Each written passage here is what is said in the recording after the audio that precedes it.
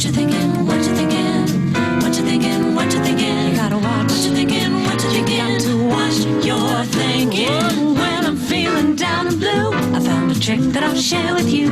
I can choose a better way with every little thought I think.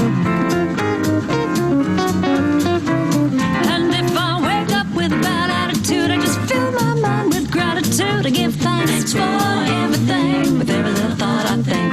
I can choose to be happy, choose to be free, moment by moment. It's all up to me, 'cause what I think about, I bring about. That's the way it is, and there is no doubt. Day by day I pave the way with every little thought I think. Day by day I pave the way with every little thought I think. Whoa, day by day I pave the way with every little thought I think. What you thinking? What you thinking? What you thinking? What you thinking?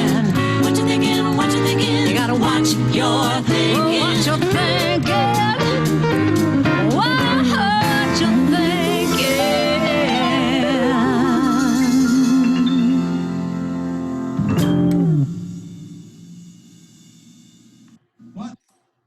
Good evening and welcome to Metaphysical Monday. Our topic tonight is thoughts, feelings, and the law of cause and effect. Let me check real quickly. We don't have anyone waiting in the waiting room to be admitted just now. Welcome, Rocio and Patsy. Got my little dog here. I need to get her off my lap. So I didn't prepare a lot of slides tonight because I wanted us to talk about thoughts and feelings and cause and effect more as a dialogue than me presenting a lot of information, because I think sometimes when I do the slides and then I ask for input, people are kind of, I guess, stuck in the slides or whatever. So can you hear me, Rocio? I don't see Patsy, but I guess she's not giving us camera today, but that's all right. So, did you say something about, oh, there you are. Hello, and Doug as well. You can unmute if you want to. So in the Bible, it says in Genesis that God gave mankind dominion over the heavens and the earth. And I know that sounds like fantastical beyond belief, that man has dominion over the heavens and the earth. And it's because of this very thing, thoughts, feelings, and the law of cause and effect, that this is true. This is a very literally true experience. It's not dominion as in power to control, but because we are all a part of divine mind and what the quantum physicists call now the unified field, we literally do have dominion over everything. And let's see, Charles Fillmore says humankind is given the authority and dominion over all ideas. Dominion the dominion given you as your divine right is over your own thoughts only. That's true. What you can control are your own thoughts only. But by controlling your thoughts and choosing thoughts that are more productive and more positive and more affirming and in alignment with what you actually desire, then because of the law of cause and effect, those higher thoughts produce. You know, we have that saying, thoughts held in mind produce after their kind. And your thoughts literally do produce outcomes in your life. What you put your focus on, whether it's positive or negative, has a realization, a manifestation element to it because of the law of cause and effect. But cause and effect are also one thing. We think first cause, then effect, but they're really one thing. because in the unified field, everything is one. You and I are one. Our thoughts and feelings are one. So when we think about thoughts and feelings, that's where the real amplification comes in, because, you know, in meditation where we talk about, you know, let the thoughts just drift in. You might be aware of that thought, but don't get attached to it. Let it just keep drifting by. Thoughts are just out there. Sometimes they're coming from our subconscious. Sometimes they're coming from our collective conscious. But thoughts are just everywhere. But when we get attached to a thought, and we attach to a thought by our feelings. So if we think, oh, there's coronavirus, we can attach to that thought with fear, which is a feeling. And that feeling of fear attached to that thought of the virus creates anxiety. Or if we think about the coronavirus and we look at it from a standpoint, a totally different standpoint, and we don't attach fear to it, and we attach love and understanding to it, and we say, well, you know, yes, there is a virus, and I can take measures to take care of myself, and look at the way the earth is rejuvenating herself. So there's a positive. So from that, the feelings don't go to anxiety. They go to peace and calm as a result. So the cause and effect is really one, because in that moment that you choose the thought, the effect is the emotion, and the emotion is in the quantum field, in that unified field, which we call divine mind. And Joe Dispenza talks about thoughts and feelings from the standpoint of, he says, thoughts are electric and feelings are magnetic.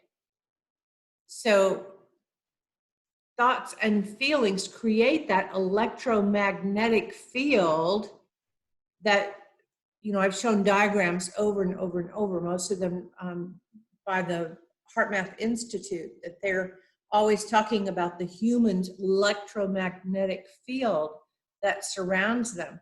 But if you think about that from the standpoint of thoughts are electric, so they're sending out a signal, and feelings are magnetic, and so they're attracting like signals, because that's what a magnet does. That electromagnetic field that you're creating with thoughts and feelings is very much alive, and it's very much influencing everything around you. So that's how thoughts and feelings and the law of cause and effect give us dominion. First over our own thoughts, but because of that divine mind, that electromagnetic field, that together, you know, we've talked about before, that quantum physics idea of constructive interference, where you have two waves of energy, and when they hit, they amplify. And because they're on the same wave, and they don't cancel each other out. When they're on different wavelengths, they cancel each other out. But when they're on that ripple effect toward one another and the same wavelength, they amplify. So we literally can have a greater effect when we meditate together, when we pray together, when we put ourselves in community with people who also want to choose more uplifting and more positive thoughts and feelings and words. And from that, we have dominion. Does that make sense? Yep. Yes. Yes, it did. Okay. Is that all? I was thinking. Is that all we're saying? Yeah, I was thinking that it could also apply with intuition, I guess. Yeah, intuition is you're picking up on those wavelengths and thoughts in the unified field.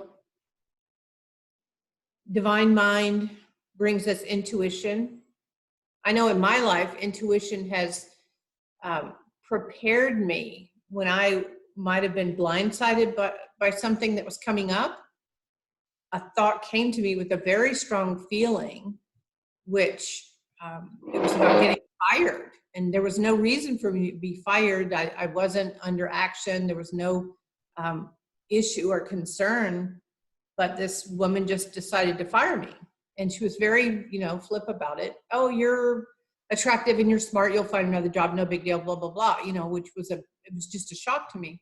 But I had a dream the night before that came to me about getting fired. And I'm like, whoa, that was weird.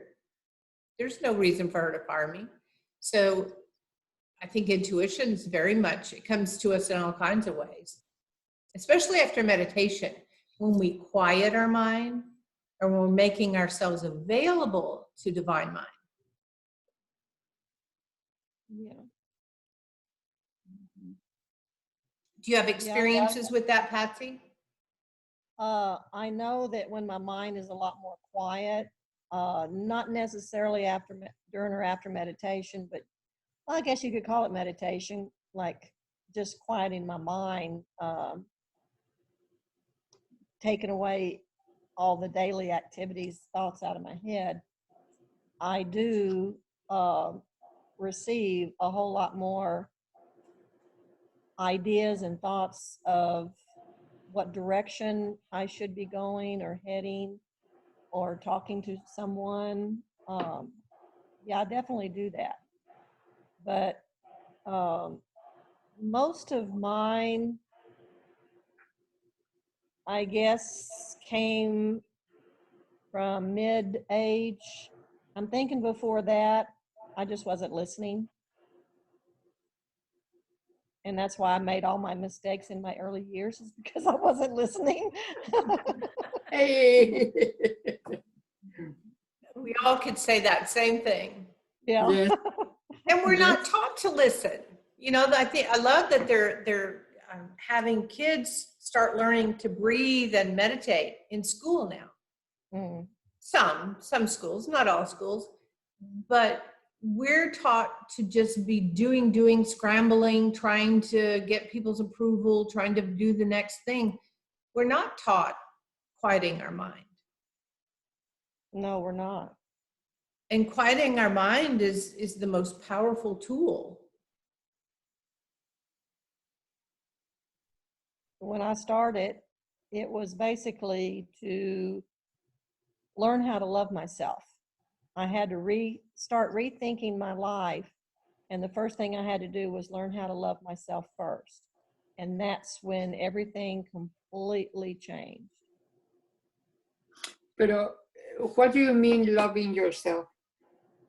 I didn't love myself. My whole life was to think of others and their happiness. Mine didn't matter. I was to take care of my kids, take care of my husband, make sure he was happy. My happiness didn't matter, but everything still fell apart. So when I finally learned that I didn't think highly of myself, I didn't have respect for myself, so therefore nobody else did.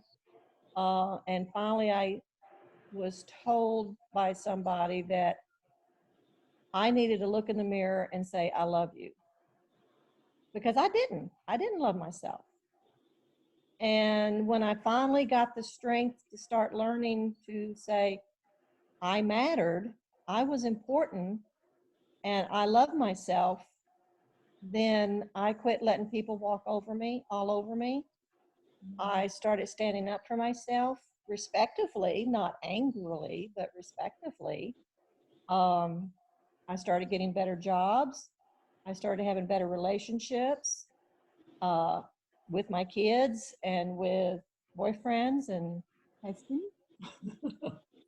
But yeah, my whole life completely turned around when I first learned how to love myself And then I could say, no, you're not going to treat me like that anymore, because I am not somebody to be somebody's toy or whatever you want to call it. I wasn't a patsy anymore, even though my name's Patsy. That's one of the things I used to joke about. I'm not going to be a patsy anymore. Mhm. That's a good one. I think I'm the that only one that can use that. you're just a better Patsy, a better Yes, I'm a version. better patsy. Yeah. Yeah. You know, I think that a lot of times we're raised as women that Yeah. that's we will get our satisfaction and our self-esteem through our husband and our children, and you know that's what will make us happy. That's our greatest fulfillment, and it can be a part of it, but you're right, you have to come to yourself. Yeah. That is true, because the age that I grew up in was you went to school, you got married, you had kids, and that was your life. And it was going to be a happy one. Yeah. And I thought that was what I was supposed to do. So that's what I was doing. But for some reason, it wasn't working. It was my mother that finally gave me a question. She said, whatever you do to make your husband try to be happy, is he still happy? And are you happy? And when I finally was able to answer those two questions and realize no matter what I did, he wasn't happy. And no matter what I did, I wasn't happy. I realized, okay, something's wrong. So what was that core thought or belief? Because the thoughts that we just keep thinking over and over become our beliefs, right? So what were those core beliefs that you had to change? And how did you change them? What tools did you use?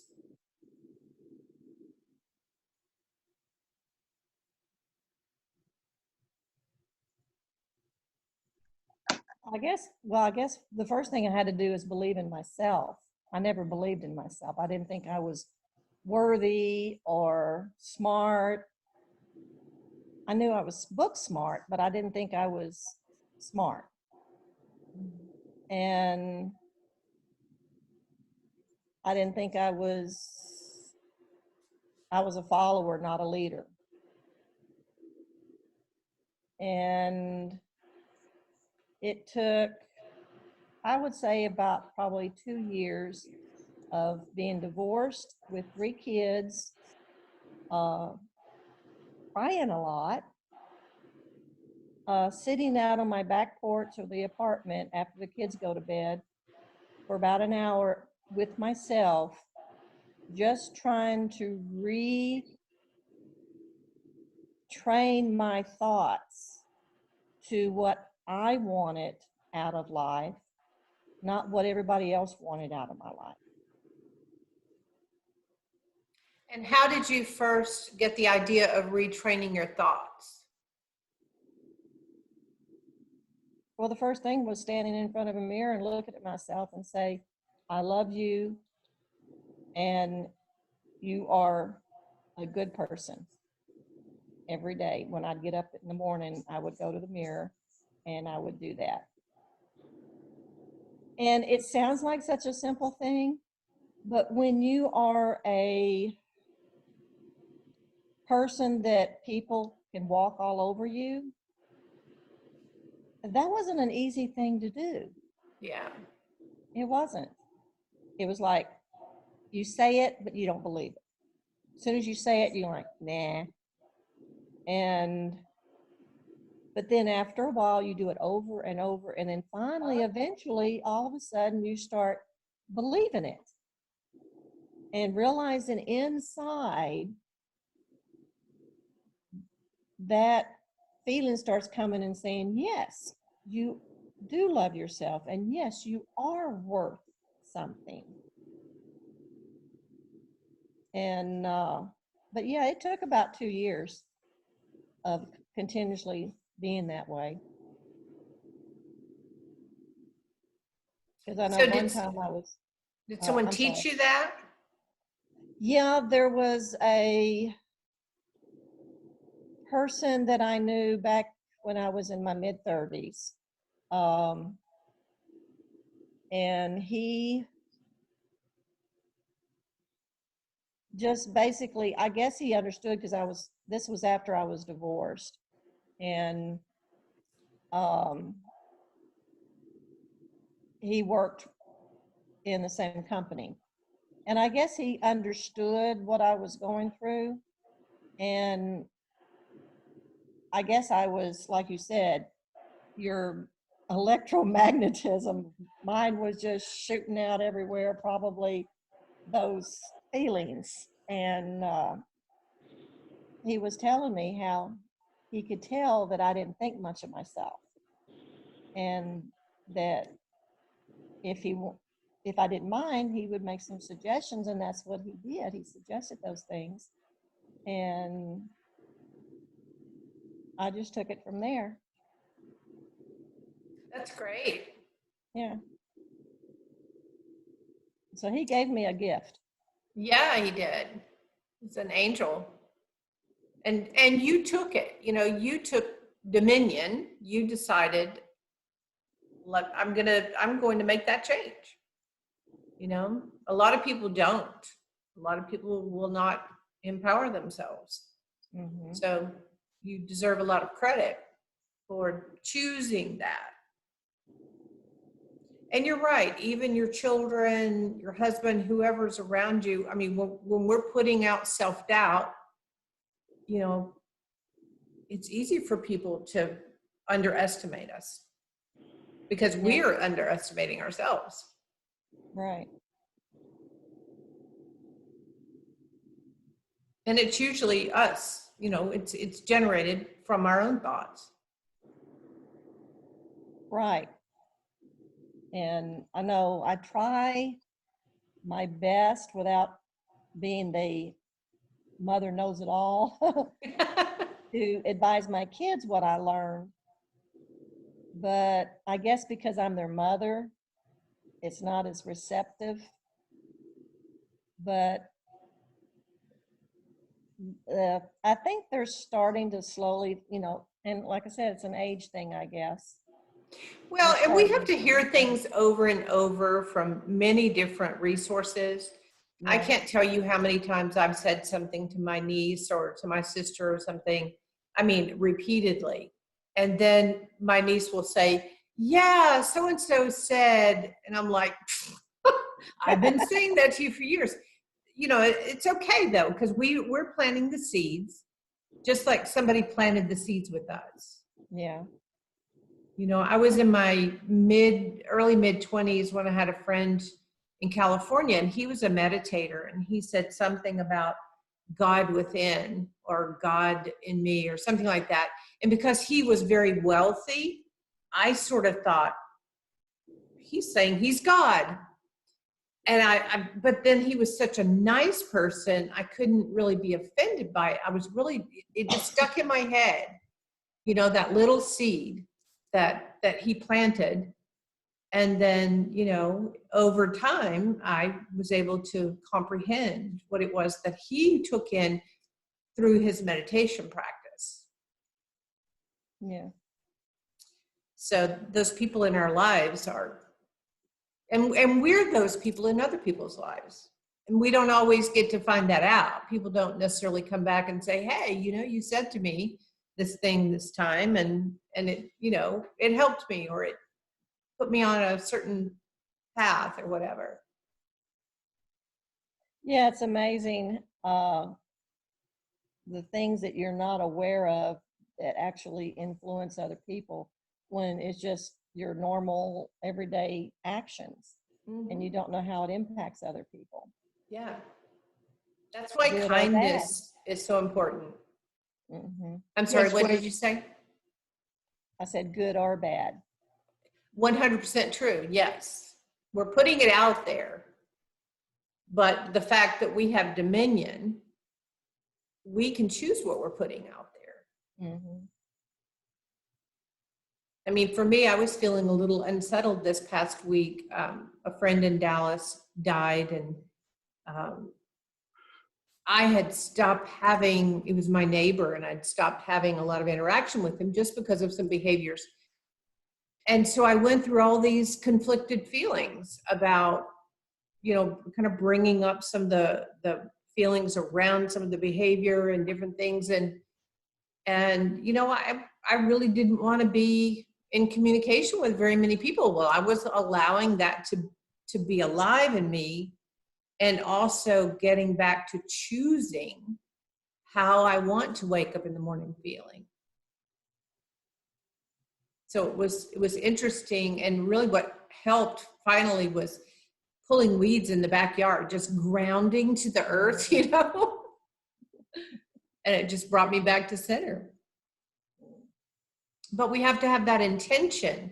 So many people get triggered by something and just go in a tailspin of the old negative patterns. Yeah. Rather than saying, oh, I feel that feeling, and now I'm going to choose my thought so I can create a different emotion. A more constructive, a more positive, a more helpful emotion. Because the emotion is what really is going to amplify in that divine mind. Yeah, that reminds me of was about 10 years ago.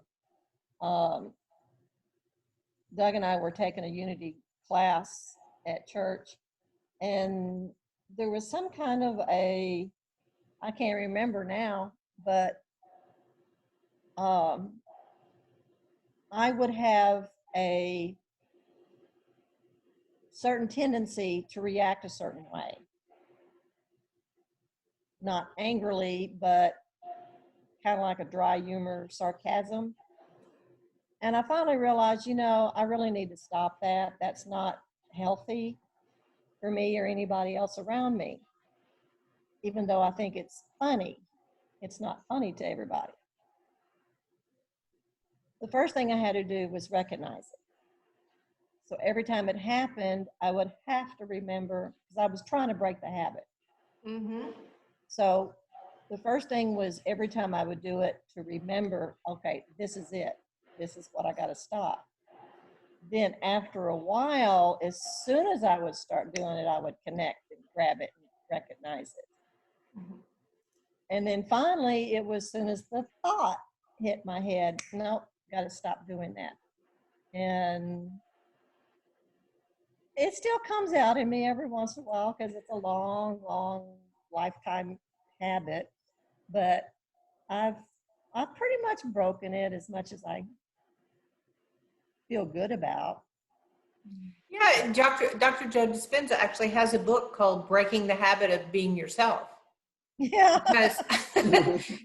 Because we have so many habitual behaviors that we've picked up, and maybe that sarcastic wit was a protective mechanism that you had at one point where you wanted to create a distance and protect yourself from getting hurt. So you disconnected yourself in relationship with people through sarcasm. And then when you decided you wanted to start building those bridges and connecting more strongly with people, that was very wise of you to start saying, you know what, that's not bringing me closer to people. It might be funny in the moment. And, humor is one of those tricky things, because what's funny is always, it's usually, if it's self-effacing, it's funny because it's on you. But if it's at someone else's expense, it's rarely funny, Mm-hmm. And I find in my family growing up, I didn't understand sarcasm when I was a kid. I would hear people say things, but it just seemed like they were just saying hurtful things to one another. It didn't seem, they would laugh because they were uncomfortable, but it wasn't joyful laughter. I think it was a way of getting our anger in a fashionable way. It's like, oh, ha, ha, ha. Passive aggressive. Passive aggressive. See, Yeah. I've been told that talking about my childhood and like that I was a sneaky little kid. I had a sneaky little kid to get to them anyway, but not confronted from what am I feeling, or are you hurting my feeling? No, it would be like under that sarcasm that, it makes you laugh, even if it's superficial. It's not so much a sense of humor. You're attacking in a humorly way. Yeah, but it's only funny to the person who's making the attack. Yeah, but at least you get away It's with it. never funny to the person who is receiving the attack, right? Yes. I know my oldest sister would do that sometimes, and then she'd go, hee hee hee hee. Mhm. And I'm like, why would you say that to me? I was just joking. And, you all know, I admit all the time, I'm a sensitive person. So I can feel the feelings of what's coming at me, not the words. I feel that underlying The intention. intention. So it's like, no, you can't tell me that was funny, but I've done it myself. I've even witnessed myself doing it and kind of thought, why would I even say something like that? But it becomes kind of a protection when we feel vulnerable. We sort of, that attack goes. But passive aggressive, it's really interesting because in the Southern culture, where women are taught to always smile and be demure, passive aggressive is one of the tools to, like you say, Rocio, get that anger out and still keep your sweet face. Yeah. That's the bless your heart, Yeah. Bless Which- your sweet little heart. Yeah.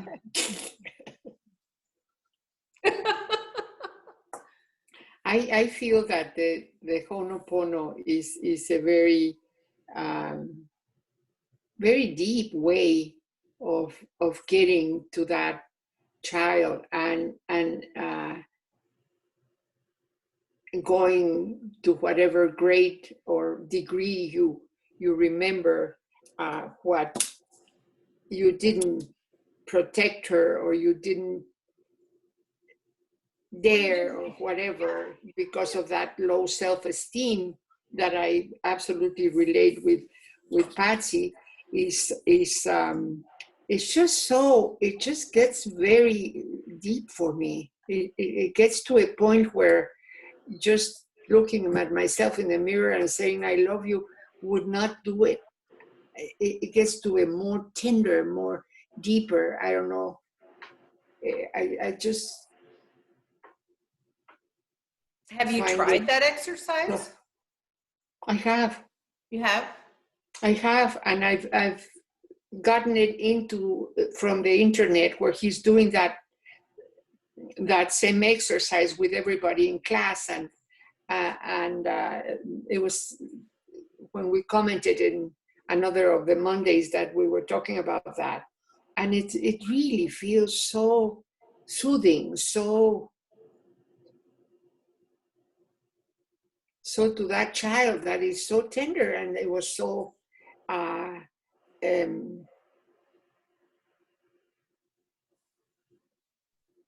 vulnerable, because a child is vulnerable. How could I have done that? And it seems like it really gets to the point, and I love the part when you ask that child,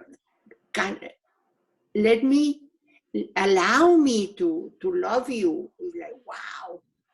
It's just a very, yes, I know that I had done it in with a psychologist, or in counseling, or somewhere around, but it or maybe it's the time in my life where I am that it's getting more to the core of it.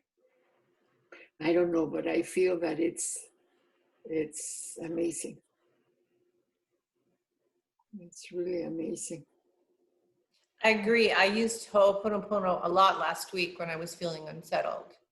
A lot. Because I think it's so simple that you don't have to have a story, and I think it goes on a deep level. See, that's how it feels.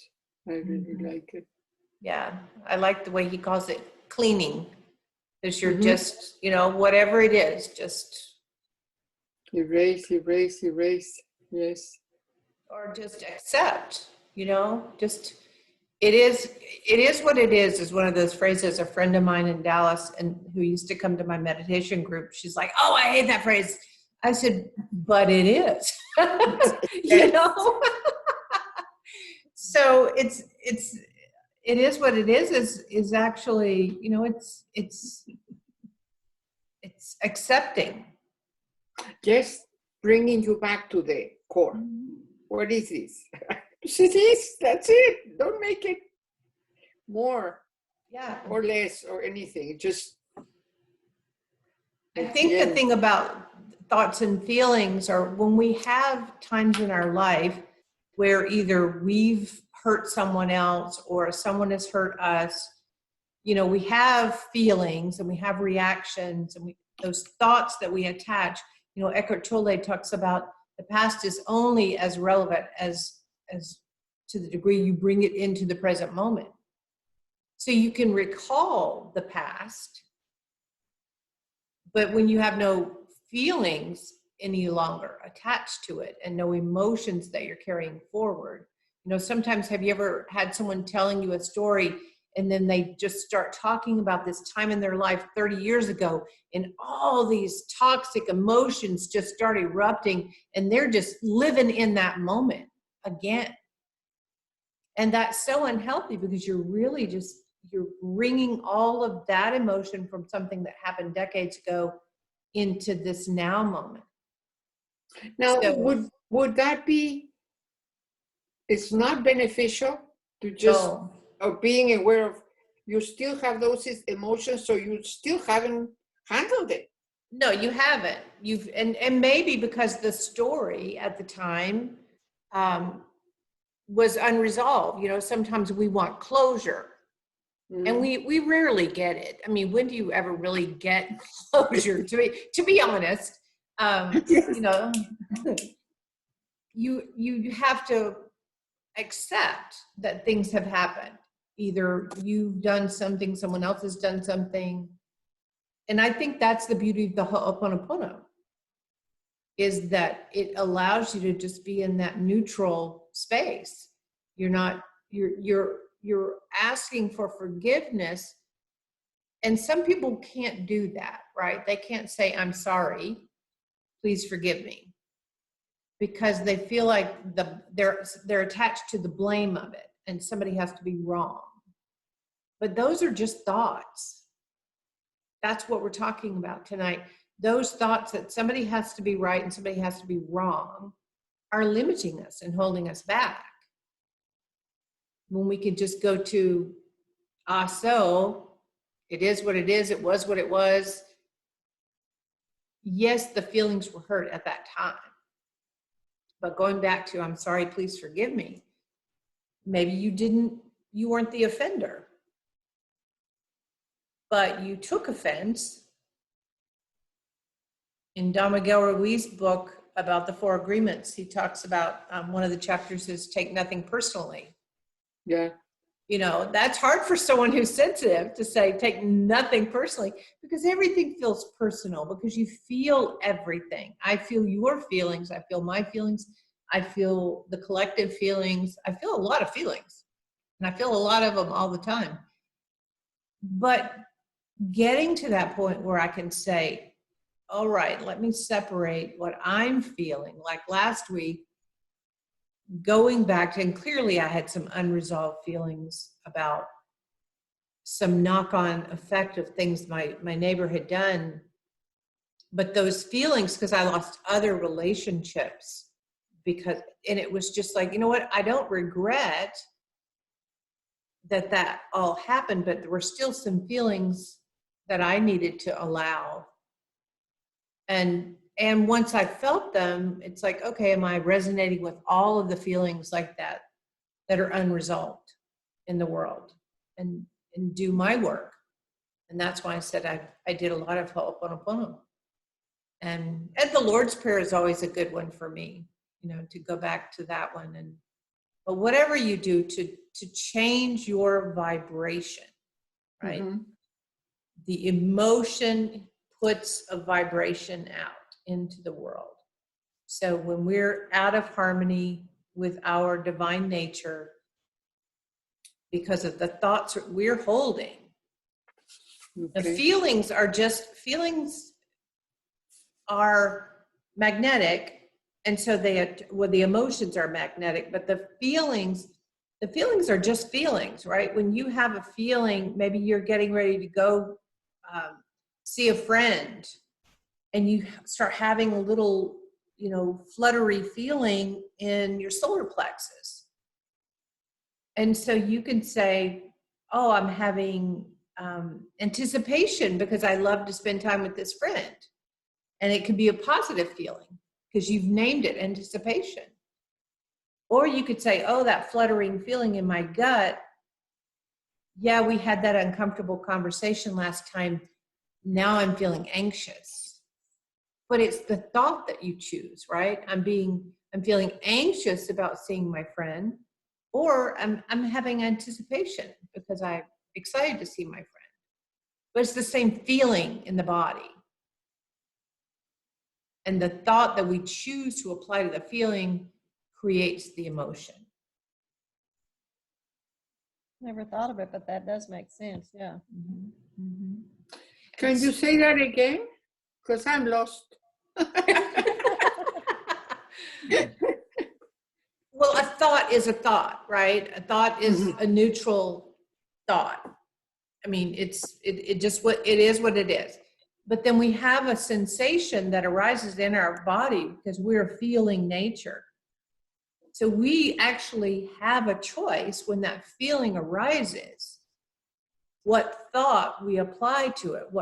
How do we apply a positive or a negative? Yeah. Do we decide like the going to see the friend? Do we decide I'm anticipating because I'm excited, I always have fun with this friend? Or do I go to that one time we had a disagreement and now I'm deciding that I'm having anxiety because I'm afraid we might have another disagreement? And 100% of the time, what you start putting out there is what you're going to get, right? So if you go to the meeting with your friend, you're going to go have lunch or a cup of tea or whatever, and you're excited and you're looking joyfully towards an experience, well, your energy is going way ahead of you. So that positive, loving, exciting energy is going ahead of you and setting that tone for your get-together. So even if your friend did want to bring up rehash old things, it wouldn't really affect you. But if you're going into that encounter with anxiety and fear, that's what's going out ahead of you. And then that's going to amplify and meet with your friend's anxiety. And when you get together, Boom. boom. Disaster. Yeah. There's nothing else you can do. And you have to have it out, and then you feel bad. But if you had gone to that same encounter, even if your friend wanted to bring up those old things, but you had joyful intentions, it wouldn't amplify. It just wouldn't be able to do that. So you would be able to sit there and listen because you were coming from love and joy. Mm-hmm. And maybe that person did want to bring it up again or whatever, but it doesn't have the same effect. So this is cause and effect. We create so many of the outcomes that we experience just simply through our thoughts about it. before we ever get in the car, before we ever get anywhere. And that, where does, I mean, this is also affected by our expectations. Yeah, it's the same thing because expectations carry an energy, right? If you have an expectation, expectations are actually, unless you've agreed them with someone, if you and I have agreed to something and you have a right to an expectation, that's one very valid way to have an expectation. Okay. But if you have unspoken expectations and the other person doesn't know, that's contracting. It's almost impossible to get expectations met in that way when you haven't communicated and you haven't agreed them with someone. But how many times we do that, right? You should have known what I wanted. But it's actually contracting because then that expectation, there's fear that our expectation's not going to be met.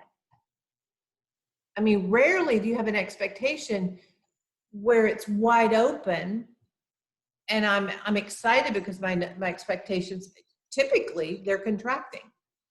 Because if they're not a limiting expectation that has to be this way, then it's not an expectation.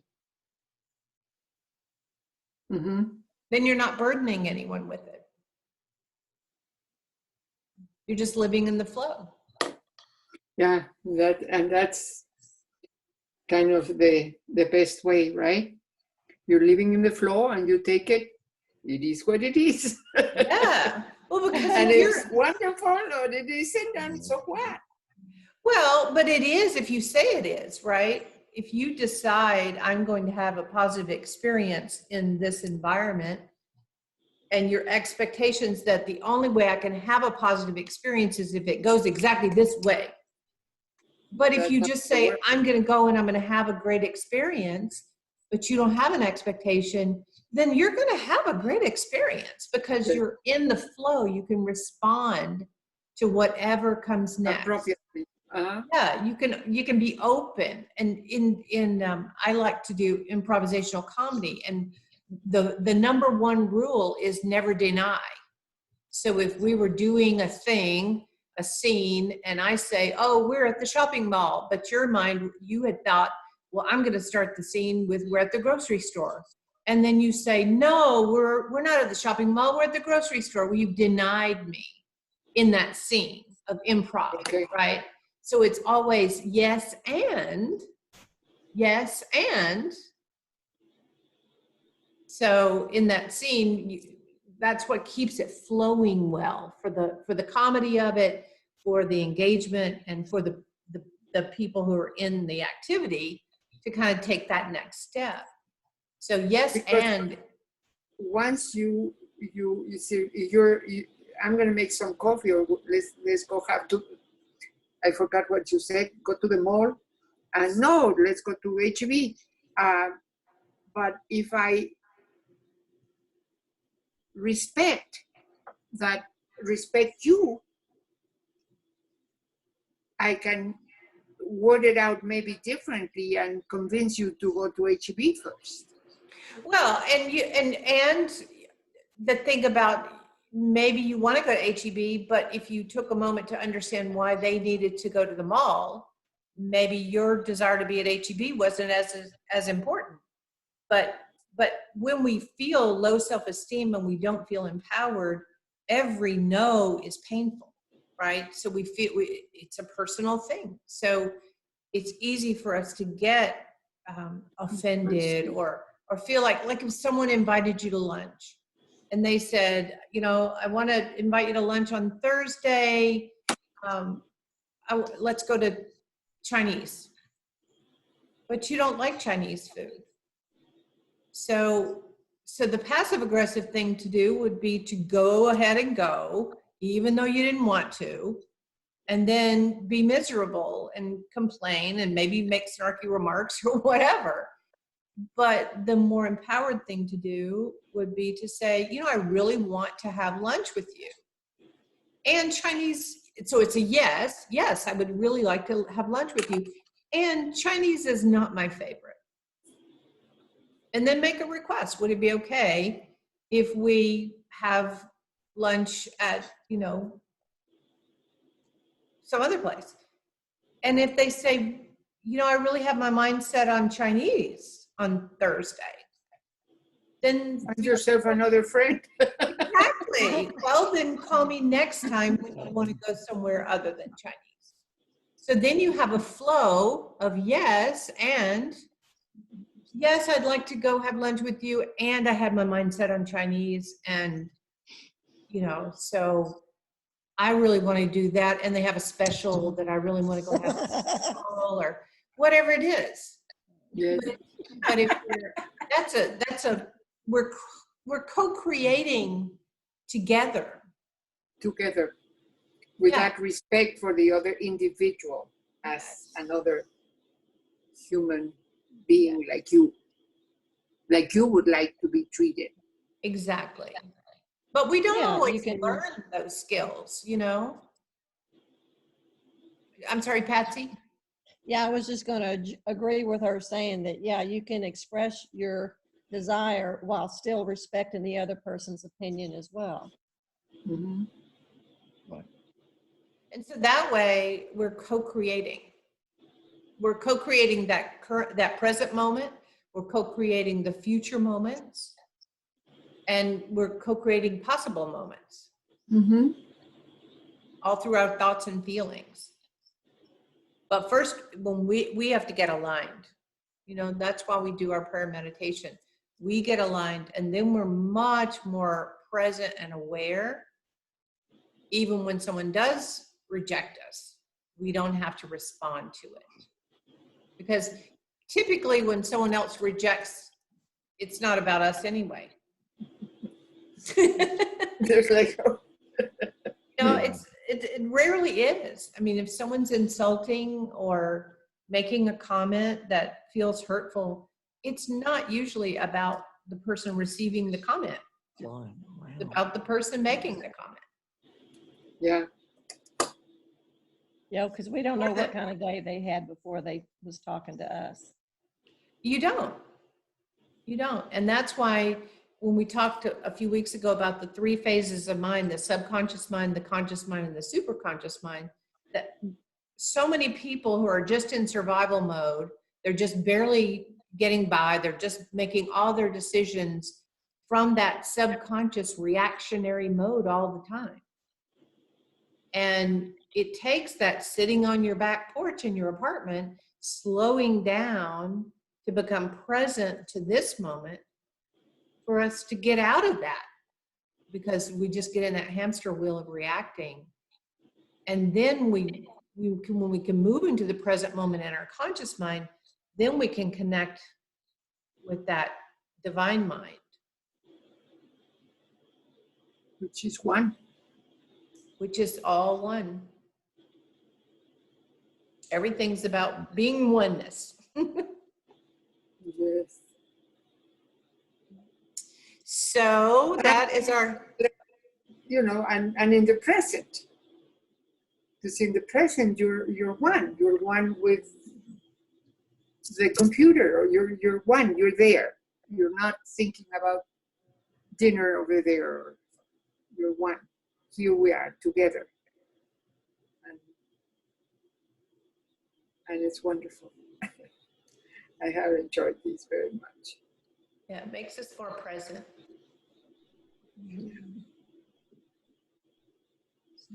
Okay, well, that is just about our full hour. Isn't that something? It went really fast. It did. Yeah, that didn't seem like an hour. But I think it worked better not to get us stuck in a presentation mode and just drive the conversation a little bit more so. Yes. And that, what you explained about the subconscious and the conscious and the superconscious has been very, very helpful as a tool to understand the different. Yeah, they're different and they're one, because Yeah. it's where do you put your focus and where do you allow your life to be driven from? Mhm. because you're never going to not have a subconscious influence. It's going to be there. You can't get away from it, nor would you want to. You wouldn't want to get rid of all your memories ever. You just clear out that trigger. But not so much the memories, but the charge on the memories, The charge on the memories. right? Yes, it's the charge on it. It's the emotion created by the feelings that we choose. Thank you. And we can go back and choose a different feeling. I mean, a different emotion. You create a different feeling, and then you create a different emotion attached to it. So it's the same memory, but then we go back and we have compassion for the parent that was brutally spanking us or whatever it was, or saying rude things. We have compassion for the stress and overwhelm in their life. And so we have a different feeling about it rather than that fearful child, oh my gosh, I'm going to die feeling, You're gonna die. Yeah, because when you're a kid and your parent's angry, that's what it feels like. When you go there as an 80-year-old and you go there like, oh my God.